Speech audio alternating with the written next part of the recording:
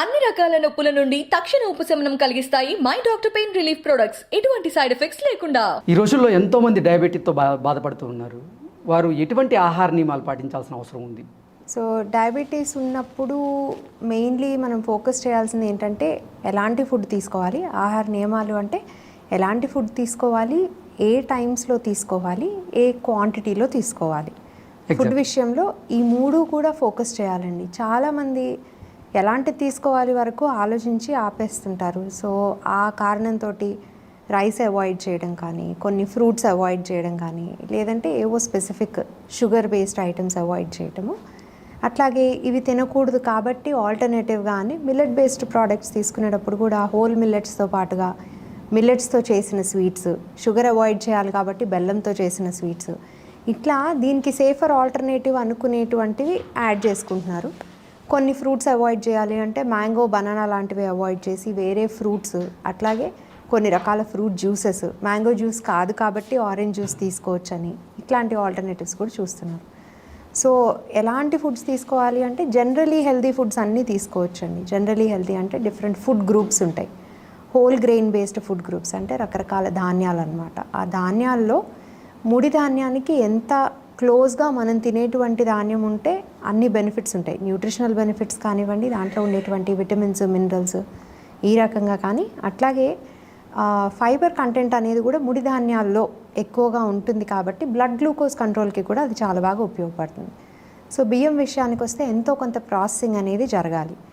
ఆ వరి ఒడ్ల నుంచి మనకి బియ్యం వచ్చే టైంకి నెంబర్ ఆఫ్ సైకిల్స్ పెరిగినాయి అనుకోండి, అంటే పాలిషింగ్ అనేది పెరిగిన కొద్దీ దాంట్లో ఫైబర్ కంటెంట్ కానీ, బి విటమిన్ కంటెంట్ కానీ ఇట్లాంటివన్నీ తగ్గిపోతూ ఉంటాయి.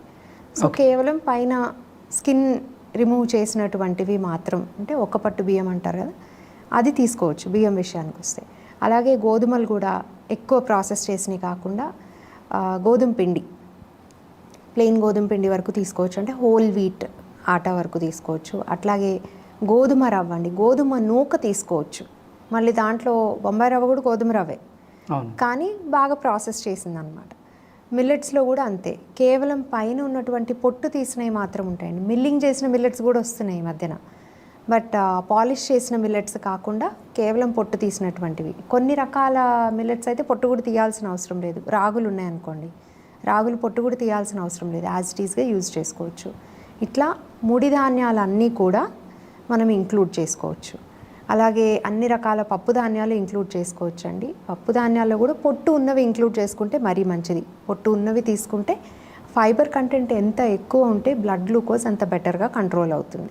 ధాన్యాల విషయంలో పప్పు ధాన్యాలు కానీ, మామూలు సీరియల్ గ్రెయిన్స్ కానీ, అట్లాగే వీటితో పాటు అన్ని రకాల గింజలు ఉంటాయండి మనకి, శనగలు కానీ, పెసలు కానీ, ఆర్ అలసందలు, సోయాబీన్, ఇట్లాంటివన్నీ కూడా డైట్లో ఇంక్లూడ్ చేసుకోవచ్చు, చేసుకోవాలి కూడా. ఇందులో కూడా కొన్ని రకాల స్పెసిఫిక్ టైప్ ఆఫ్ కార్బోహైడ్రేట్స్ ఉంటాయి, రెసిస్టెంట్ స్టార్చెస్ అని.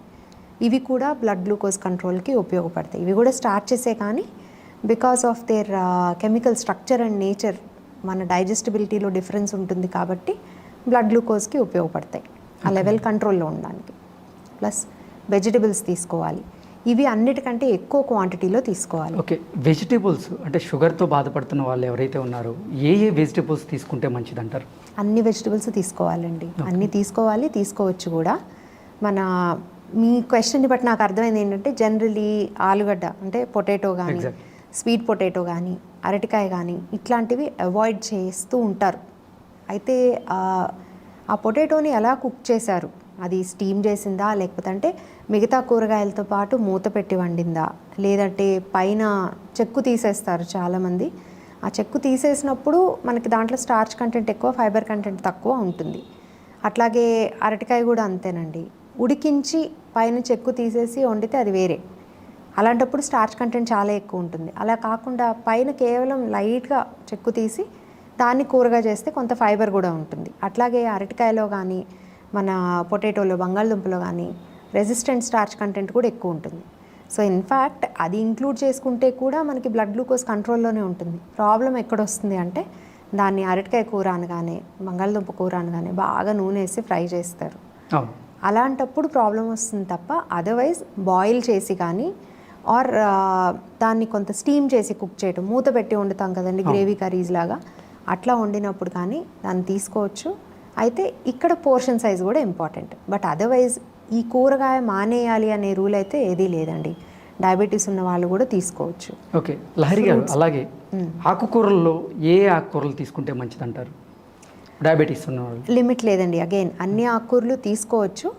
బట్ కొన్ని ఆకుకూరలు ఎక్స్ట్రా బెనిఫిట్ ఉంటాయి. ఇప్పుడు మునగాకు ఉందండి. మునగాకు మనకి ఐరన్ కంటెంట్ ఎక్కువ ఉంటుంది, ఫైబర్ కంటెంట్ ఉంటుంది, కొంత కాల్షియం కూడా ఉంటుంది, ప్రోటీన్ కూడా ఉంటుంది. సో మనకి మునగాకు అవైలబిలిటీ ఉన్న దాని ప్రకారం ఎంత ఎక్కువ వీలైతే అంత మునగాకు తీసుకోవచ్చు. అట్లాగే ముల్లంగి ఆకు కూడా అండి. మామూలుగా రాడిష్ కొనడానికి వెళ్తే ఏం చేస్తాము, దానిపైన ఆకు ఉన్నా కానీ ఆకు వరకు విరిచేసి కింద దుంప మాత్రం తెచ్చుకుంటాం. ముల్లంగి కూడా చాలా మంచిది, డయాబెటీస్కి కూడా మంచిది. బట్ ముల్లంగి ఆకు కూడా అంతే బెనిఫిట్స్ ఉంటాయి. ఓకే బీట్రూట్ ఆకు కూడా ఉంటాయి, బట్ అసలు మార్కెట్లో ఆకున్న బీట్రూట్ అనేది దొరకదు అన్లెస్ మనం ఎక్కడన్నా స్పెషల్ ప్లేస్కి వెళ్ళి తెచ్చుకుంటే తప్ప. సో అవి కూడా మంచిగా యూజ్ చేసుకోవచ్చు అండి. పొన్నగంటి ఆకు ఒకటి, బచ్చలి కూర, అట్లాగే మన తోటకూర కానీ, తోటకూర కాడలతో పాటుగా, అట్లాగే మన మెంతి కూర ఒకటి, మెంతి కూర కూడా కాడతో పాటు వేసుకోవచ్చు అండి. కొంత పీచు ఉంటుంది కానీ అది కూడా డెఫినెట్లీ బెనిఫిషియల్. పాలకూర, చుక్కకూర, ఇవన్నీ కూడా డయాబెటీస్ ఉన్న వాళ్ళు ప్రతిరోజు కనీసం 100 grams ఆఫ్ ఆకుకూర ఏదో ఒక రూపంలో ఇంక్లూడ్ చేసుకుంటే డెఫినెట్గా బ్లడ్ గ్లూకోజ్ అనేది బెటర్గా కంట్రోల్ అవుతుంది. అంటే ఇవన్నీ కూడా ఇవి చేస్తే డయాబెటీస్ తగ్గిపోతుంది అని కాదు, కంట్రోల్లో ఉండే అవకాశం కంట్రోల్ అవుతుంది అది.